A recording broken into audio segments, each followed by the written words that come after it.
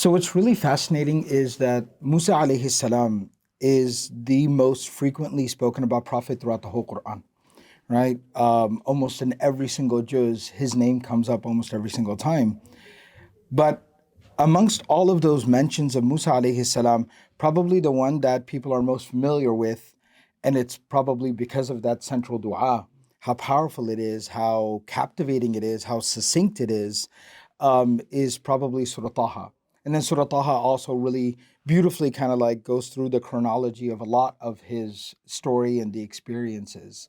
So when it comes to that dua of Musa alayhi salam, I guess before even we talk about the dua, let's talk a little bit about kind of like what leads to that particular moment. Like, what is the situation that makes somebody make that kind of a heartfelt dua?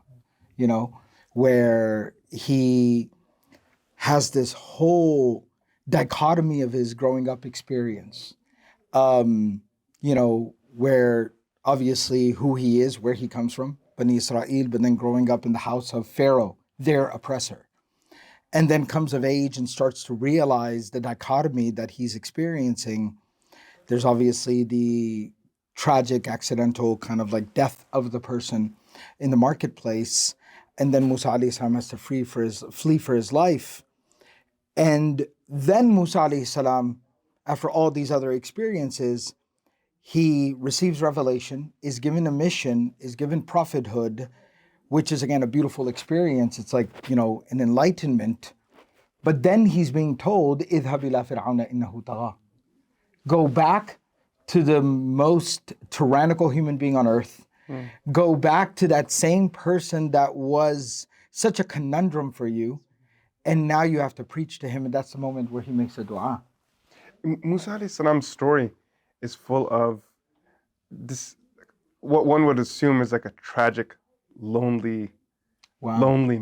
Yeah, his dua under the tree in Madian, you can sense it. Inni lima anzalta ilayya min khairin faqir. Yeah. Where someone would grow up with their like family, like our kids normally, they grow up at home with us, and then they have their parents by their side, and here Musa alayhi salam grows up away from his family from childhood, and then he's all the way out in Madian alone. He finds family there, and then I read in one tafsir that his return back to Egypt was him longing to see his mother. Wow. That he had this longing that he wanted to see his mother, and he heads back. And the other thing about Musa alayhi salam's story that's fascinating, like you pointed out, is that not only was he away from home, but he grew up under Fir'aun. That's wild. That had to be like emotionally so overwhelming for him to look at the face of the person that has oppressed his people every day. Because I know that there are many people in our own communities that we speak to every day that are that are double thinking always. What does it mean to raise a family in a non-Muslim land? What does it mean to raise a family outside of a Muslim country where there's adhan 5 times a day and the circumstances aren't what you would ideally want them to be? And with Musa alayhi salam, and with other prophets too. Would you feel that, Shaykh? Yeah, absolutely. Like the Prophet himself. Yeah. A very shirky society. I think in the case of Musa alayhi salam, what strikes me and what really touches me is how the most miraculous part of his story begins not only with him but with his mother, and the sacrifices his mother made, and the certainty that she had that despite placing this young infant in a basket, Allah subhanahu wa ta'ala will take this child to the most frightening place, and Allah will preserve and raise that child in the midst of all of this anarchy and chaos. So Allah subhanahu wa ta'ala basically sets up the story of Musa alayhi salam to be a story of success even before he's able to materialize that success himself. It starts from his mother, and then we see him and the tragedies that he goes through. It kind of reminds me of the story of Ibrahim alayhi salam, وَإِذِ ابْتَلَى إِبْرَاهِيمَ رَبُّهُ بِكَلِمَاتٍ فَأَتَمَّهُنَّ, that they're going through these hurdles one after the other, but ultimately they pass with flying colors. And it's fascinating how you say that we always look for things to draw inspiration from in our particular circumstance. As a minority in a non-Muslim majority, we think of the challenges that we could face, and we're never truly alone when we're living with the memory of those before us. SubhanAllah. Yeah. That's the whole idea, right? Yeah. فِي قَصَصِهِمْ Yeah. عِبْرَةٌ. And Inna raddu ilayki wa ja'iluhu min al-mursaleen. Allah is promising her, no, he will come back to you and he will in fact be a messenger. But Allah tells her, وَلَا تَخَافِي وَلَا تَحْزَنِي. Don't fear, don't grieve. So it's kind of like we just talked about, that terrible and difficult of circumstances, you're telling somebody, don't stress, don't worry. How do you stress and not worry when I'm dealing with all of this? And it's almost as if we see, again, you were talking about materializing it, we see the actualization of that in Musa alayhi salam, that the way to not become overcome. I think no human being, especially not us, they're prophets and messengers, but not us, we can't ever completely avoid grief and fear. We're always going to feel it, we're human beings. But how do you not let the fear or the grief win? And how you not let it win is that you have to surrender yourself to Allah. Isn't that very similar to that advice the Prophet ﷺ gives that person saying, you know, I get angry, he's like, la taghdab. I get angry, la taghdab. It seems counterintuitive, but sometimes you have to face your fears and take a deep dive in order to really, you know, grab it by the horns and overcome it. In that specific ayah, Allah Azza wa Jalla says, La takhafi wa la tahzani, and then tells her what the outcome's going to be.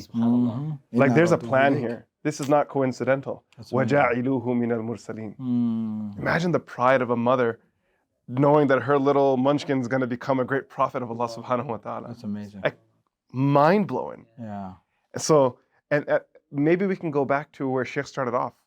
That first moment of revelation. Where after going through life, after life puts him through what he goes through, many ulama, they write that revelation is generally granted to Anbiya alayhimus salam at the age of 40. So 40 years of this, of working in the fields. What does that do to a person? What is, 8 years, ثمانية حجاج, or 10 years, in atmamta ashran. So what does that do to a person working with the people, sitting with the people, engaging with the people, and not just people, animals? Yeah. The Prophet ﷺ in the hadith of Bukhari, he talks about how every single prophet was a shepherd. And he said, even you, he said, even I was.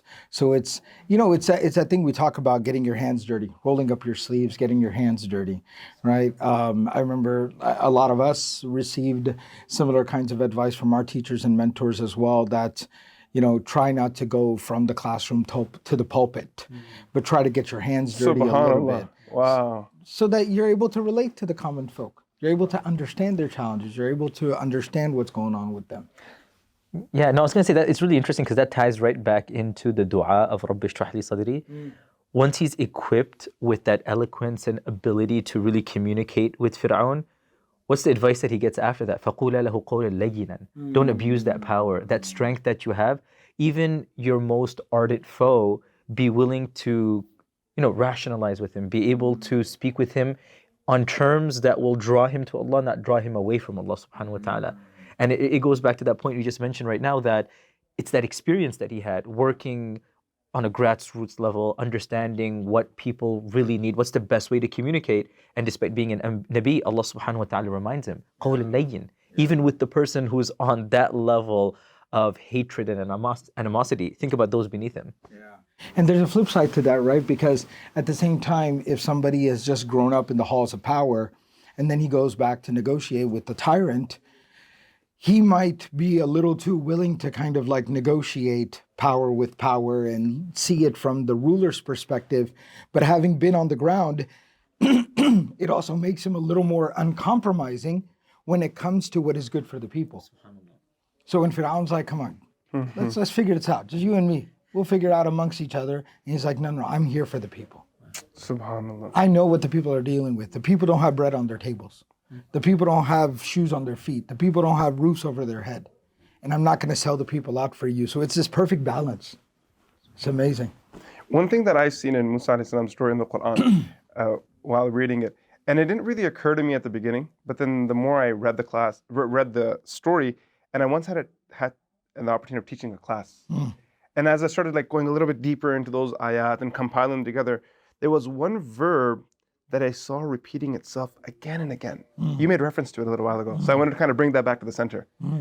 There's one verb that I saw from his earlier ayat, فَخَرَجَ مِنْهَا خَائِفًا يَتَرَقَّبْ لَا تَخَفْ لَا تَخَافَ إِنَّنِي مَعَكُمَا أَسْمَعُ وَأَرَى.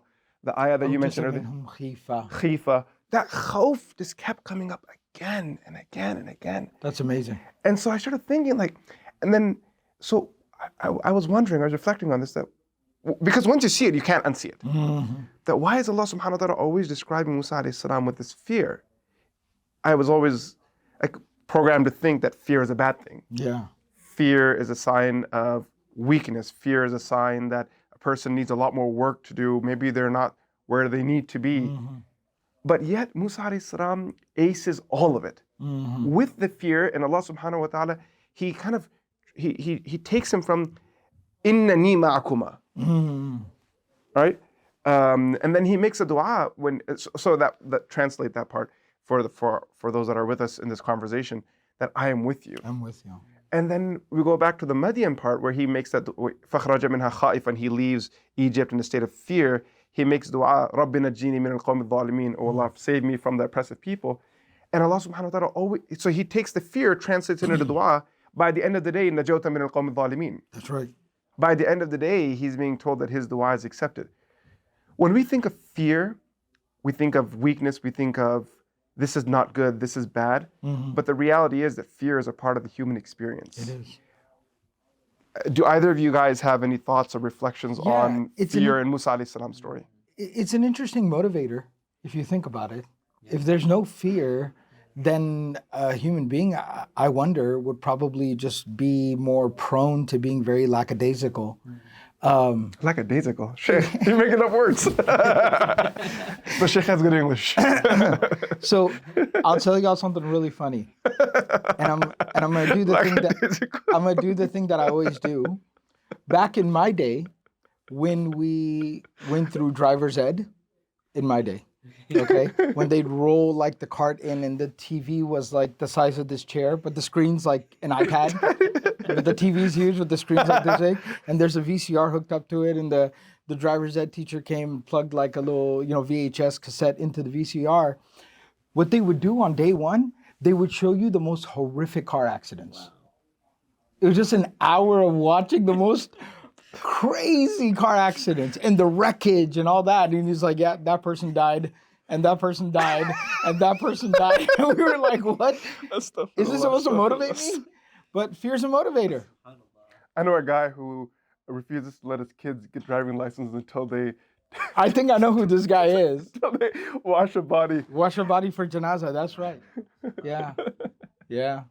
But, so fear is its own kind of motivator. I think what you said is obviously true, that it's a part of the human experience and you can't omit it.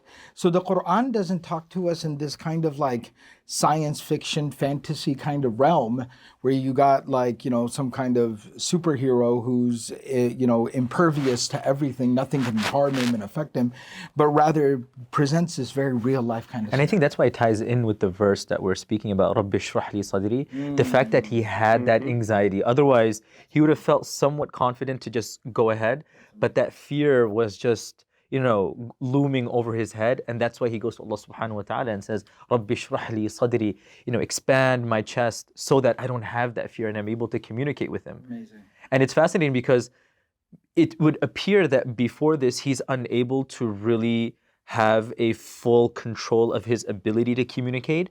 But then after the dua, he's so capable, Allah has to kind of tell him to rein it in. And قَوْلًا لَيِّنًا, now that you're so able, be wary of how you're using this ability to speak and communicate. Yeah, so I guess to get to the dua, Rabbi shrah li sadri, you said it beautifully.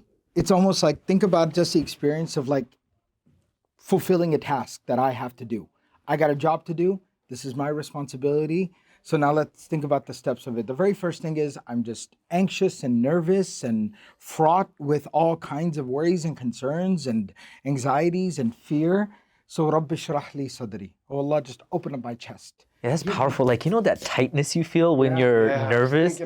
That tightness is like a knot. Yeah. And when you say, Ishrah li sadri, you're asking Allah to untie it. There's like that metaphor is so powerful. Sigh of relief. Yeah, it's... I can breathe. Yeah. Oh, I can breathe. I can breathe. People lie in bed in the morning. They feel like I can't get out of bed. Can't get out of bed. Can't breathe. They're in pain. Allahu Don't want to get up to the day. Allahu Akbar. Yeah, and then Rabbi shrah li sadri. Open up my chest. Just let me breathe. وَيَسِّرْ لِي أَمْرِي. Okay, so the next thing is I got a little bit of confidence. I'm ready to do it. but I don't know where to start. It just feels like the list is like a million things long. And, that's why like they always talk about like in a lot of these business and self-help kind of books, they always talk about the first step is the hardest. Start. I remember there was a book that was literally called Start Period, right? So it's like, where do you even start, right? So make my task easier for me. Just the first step. Then the third thing is, okay, now that I've actually started the task, then it's, my own kind of, am I doing it right? I'm not sure of my own abilities.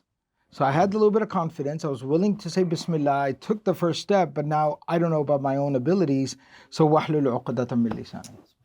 Right? Open the knot from my tongue. Right? And because his task was, I got to present the message. So am I going to be able to speak clearly enough?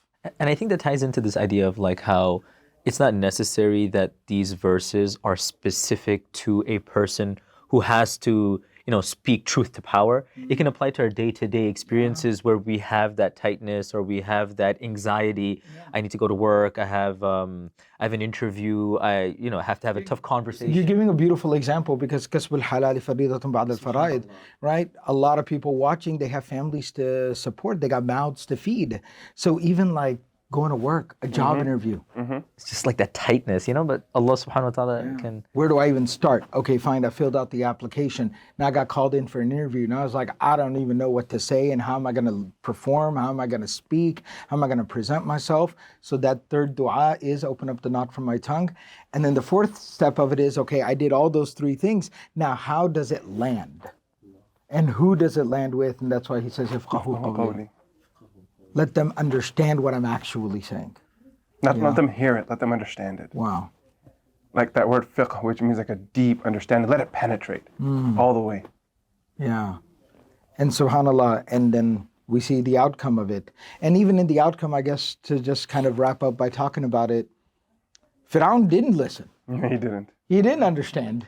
He didn't, right? So, but the outcome is still a win for Musa alayhi salam. Yes. Right, because that was a promise of Allah, so we knew it was going to be there. That's what it was going to be, and it was ultimately a win for him. But it maybe wasn't the win that if you're, reading this story for the very first time, then you're expecting, okay, this awesome change of heart here. That's not where the win came. The win came elsewhere, and so ultimately it always comes back to put your faith and trust in Allah. Was where we started with the mother of Musa. His whole story started with putting that trust that we don't control the outcome, but we can put our faith and trust in Allah subhanahu wa ta'ala. When we were young, my first time interacting with this dua was in Hifz school. Had no knowledge of Arabic language or understanding it, but my parents sent me, like probably you guys, at a young age to study the Qur'an, and I really struggled with it, this memorizing. And I recall unanimously, all of my teachers recommended the same dua. Amazing. They said, read this dua, send salawat upon the Prophet, and then start your memorizing. That's beautiful. Did you, same experience? Similar. Yeah, the dua of Musa alayhi salam. Amazing. It's interesting, me and Mufti Saab, we live on streets that have very complicated names. So every time I'm on the phone with the electricity company, I'm like, "Ifqahu qawli, please understand as I tell you the street that I live on." I deal with that with my last name. But it's gotten easier. I just tell them, Jangda, the game? It's same to same. Alhamdulillah. Jazakumullah khairan, barakallahu feekum. May Allah subhanahu wa ta'ala, allow us to internalize these lessons and these beautiful reflections from the Book of Allah. May Allah subhanahu wa ta'ala allow us to live with the Qur'an in our lives. Ameen. Barakallahu feekum.